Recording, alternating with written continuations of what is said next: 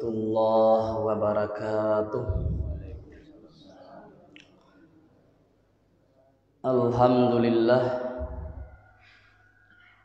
Alhamdulillahi hamdan yuwafi ni'amahu wa yukafi'u mazidah. Ya Rabbana lakal hamdu kama yanbaghi li jalali wajhikal karimi wa azimi sultanik. Ashhadu an la ilaha illallah wahdahu la syarikalah wa ashhadu anna Muhammadan abduhu wa rasuluh. Allahumma salli wa sallim ala sayyidina wa maulana Muhammadin wa ala alihi wa sahbihi ajma'in. Subhanaka la ilma lana illa ma'allamtana innaka antal alimul hakim.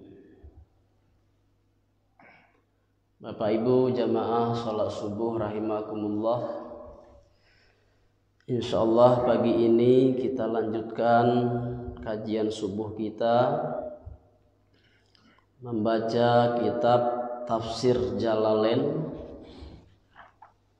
yang diberi penjelasan oleh Tafsir Sawi.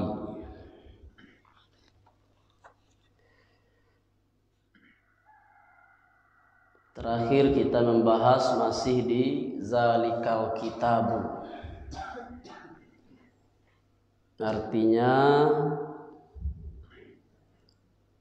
kitab ini alladzi yaqra'uhu Muhammad.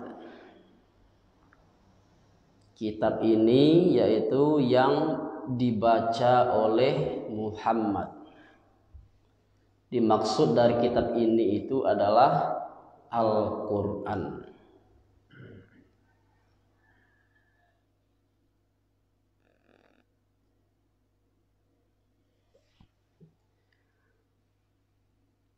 La raiba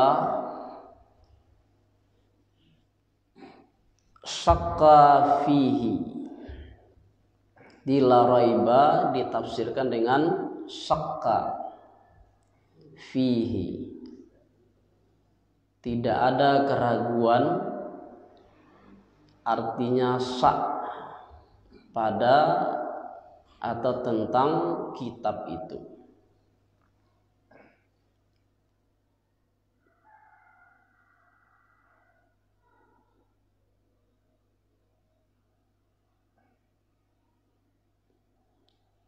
Jadi keraguan itu lawan dari keyakinan.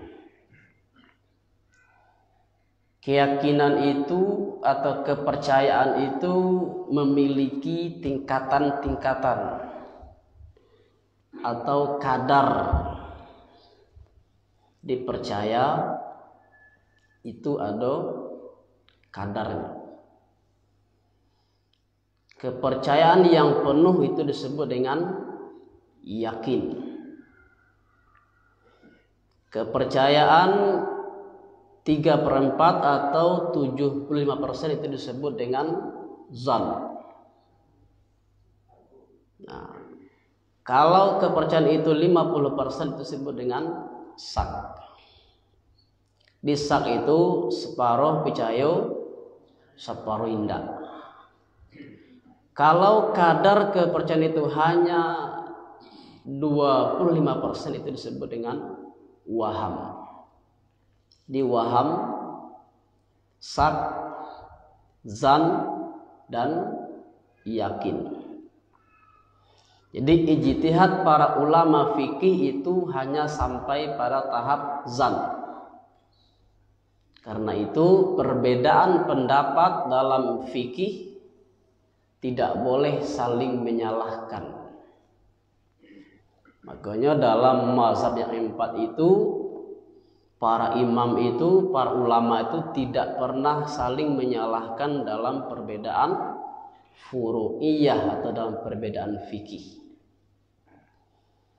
Nah, kalau kini akhir-akhir itu kita cari ada orang yang kadang-kadang bukan ahli agama atau ahli agama bana kalau dibandingkan dengan ulama-ulama mujtahid dulu ilmunya tentu masih kalah, tapi lah berani memvonis amal orang lain sebagai salah,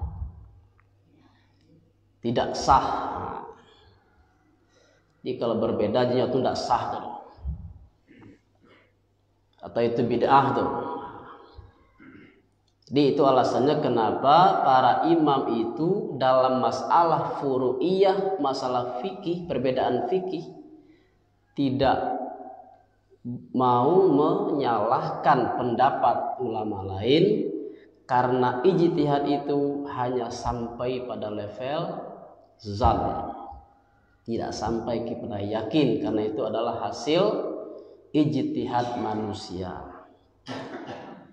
Jadi kembali kita kepada Al-Quran, iman dengan kitab itu, dengan kitab-kitab Allah itu adalah salah satu rukun iman.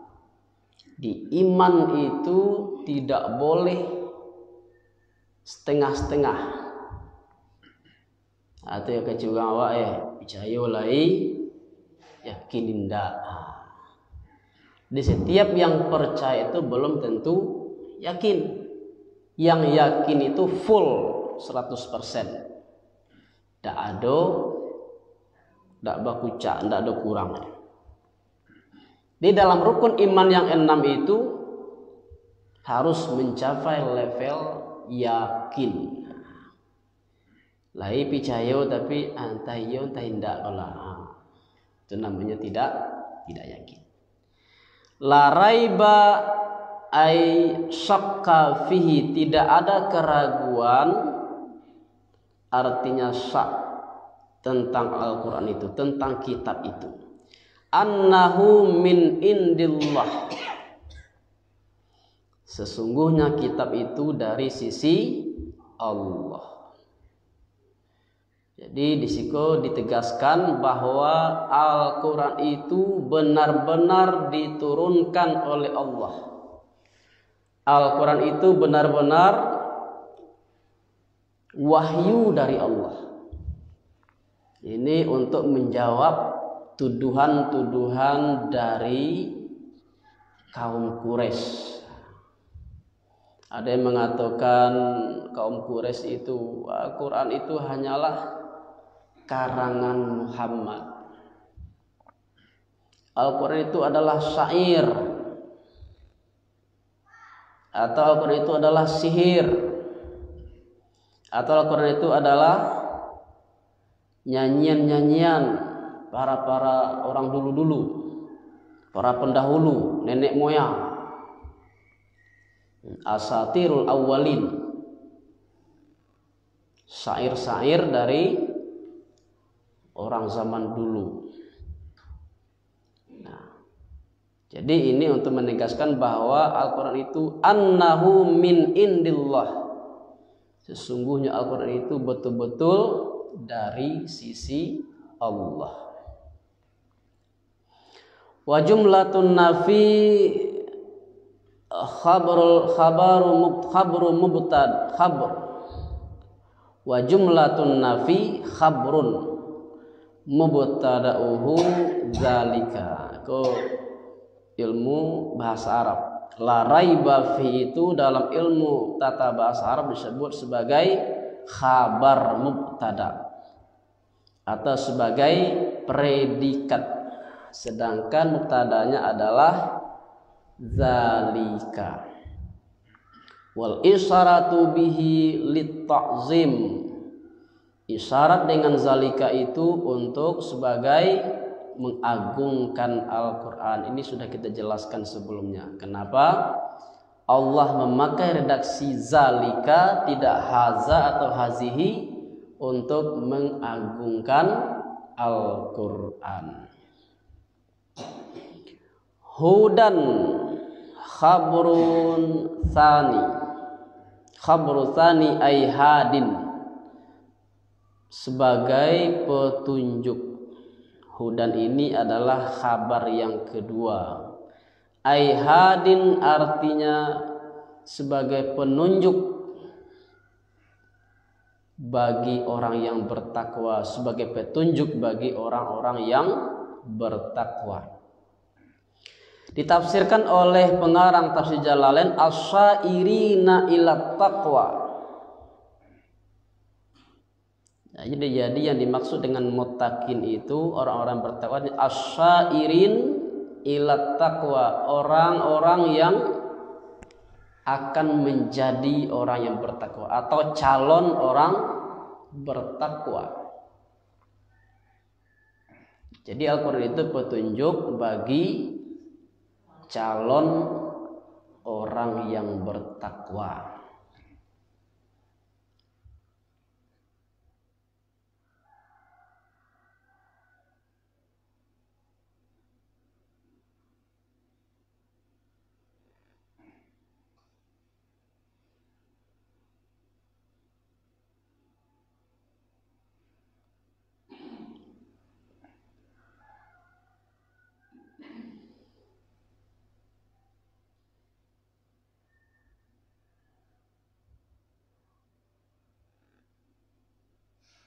Jadi sama kita contohkan tidak, di Al-Quran itu petunjuk bagi orang bertakwa. Yang maksud adalah bagi calon orang bertakwa. Itu namanya kalamnya majazi atau majas.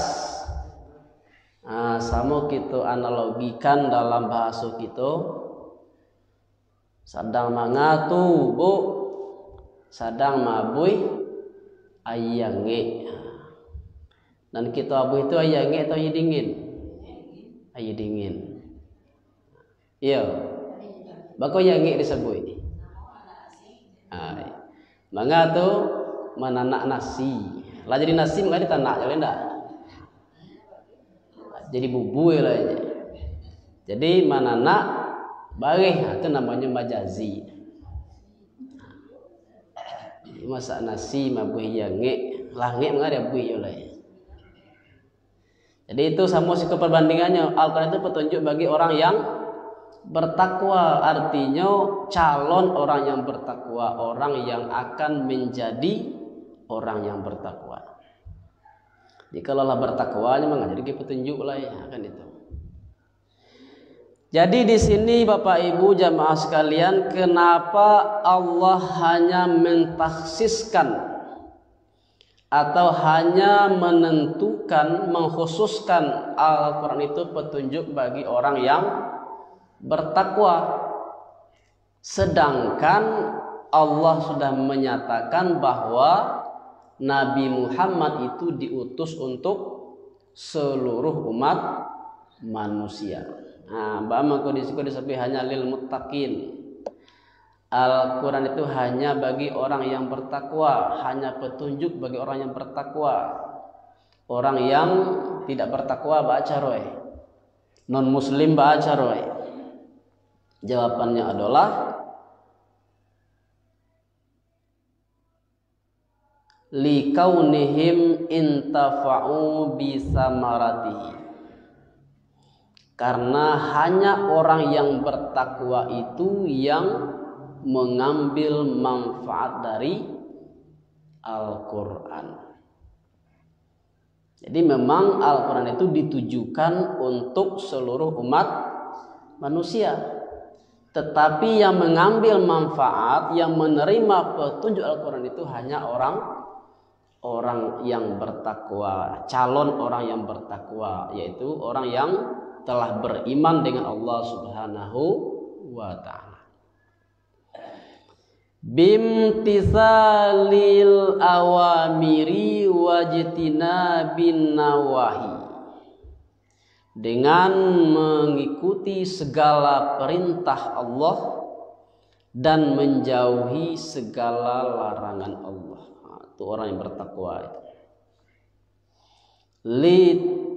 Littiqaihim bizalikan nar, agar mereka terpelihara atau selamat dengan mengikuti segala perintah itu dan menjauhi segala larangan itu dari api neraka. Alladzina yu'minuna bil ghaib. Siapa itu orang yang bertakwa? Yaitu orang-orang yang beriman dengan yang gaib. Yu'minu di sini ditafsirkan dengan yusdiqun atau yusaddiqun. Saddaka yusaddiqun, yaitu orang-orang yang membenarkan tentang hal-hal yang gaib.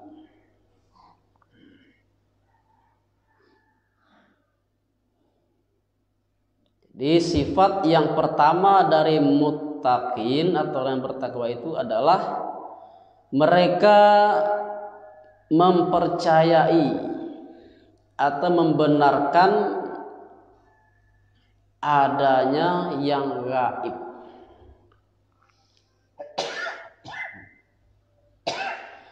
Gaib, apa yang maksud dengan gaib itu?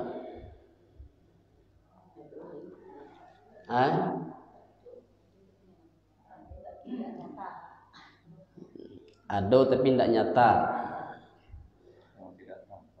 Nah, tidak tampak. Alay. Kalau dia butuh apa nak nampak apa? Kalau dia butuh apa nak nampak?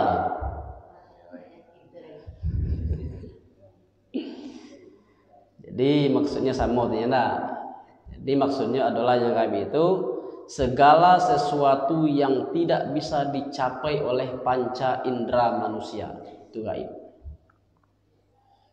Tidak bisa dijangkau oleh panca indera. Lawan dari gaib itu adalah hadir. Hadir itu lawan dari gaib. Jadi sifat yang pertama dari orang yang bertakwa itu adalah mereka percaya dengan yang gaib, sesuatu yang tidak bisa dicapai oleh panca indera mereka.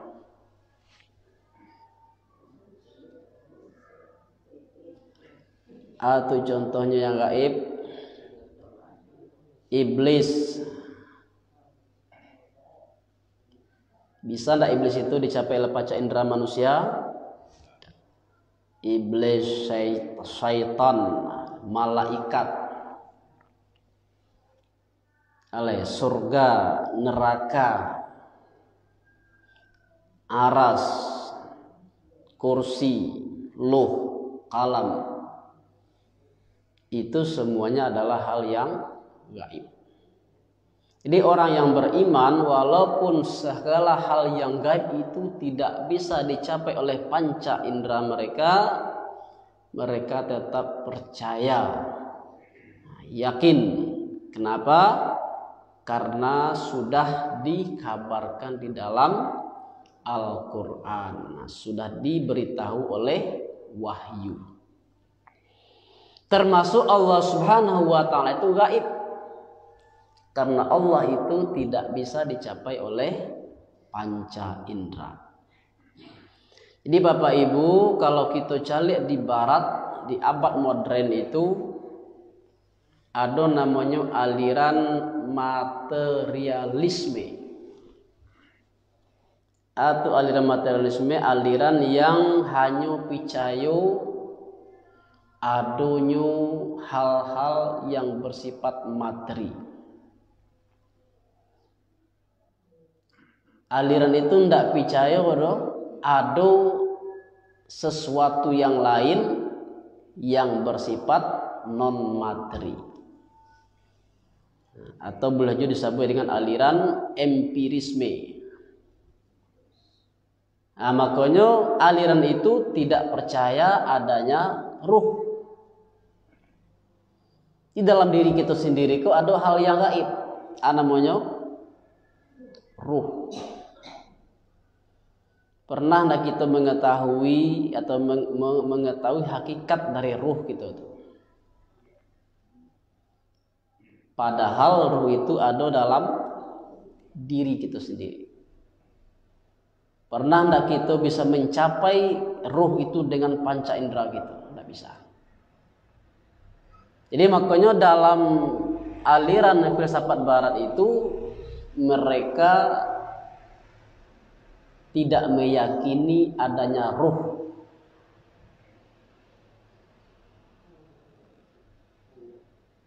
Ruh atau dalam bahasa Awaknya apa tuh? Nyawa, enggak. Ngok ya.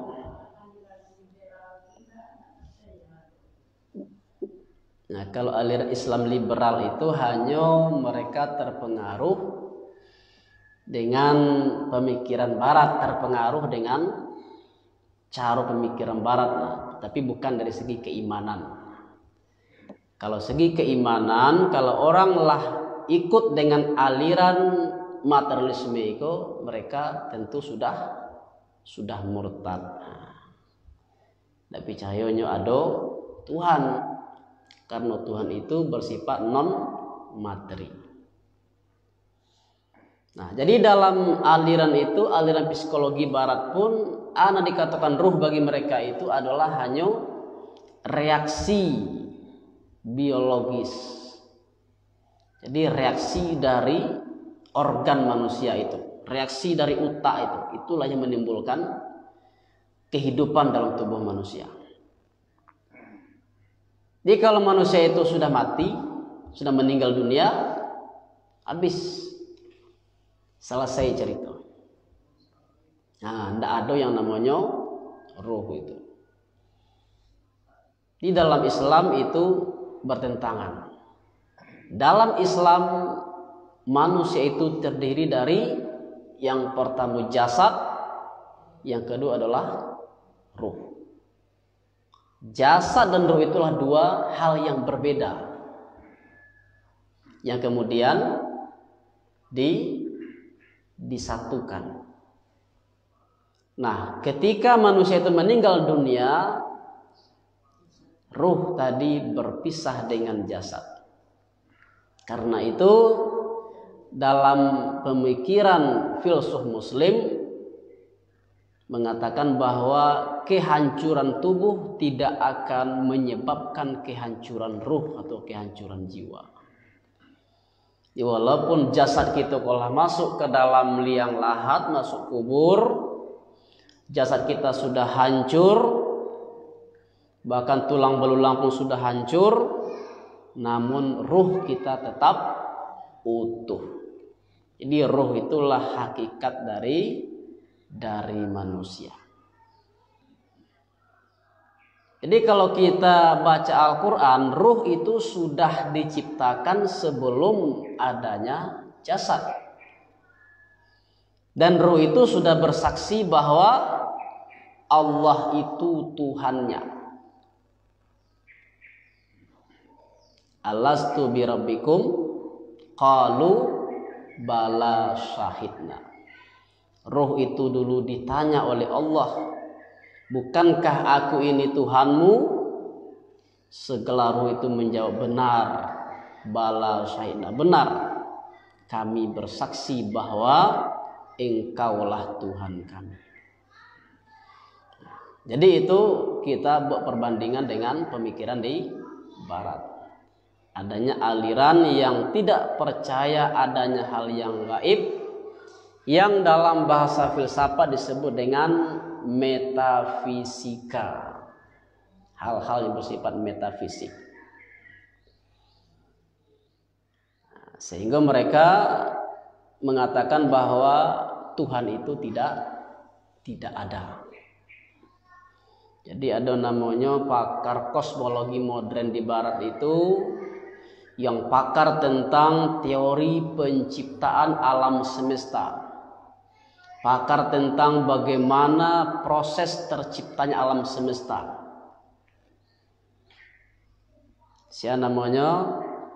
Stephen Hawking, yang meninggal lebih kurang 2 tahun yang lalu. Nah, dia mengatakan kita masih bisa menjelaskan bagaimana proses terciptanya alam semesta itu tanpa memerlukan bantuan Tuhan.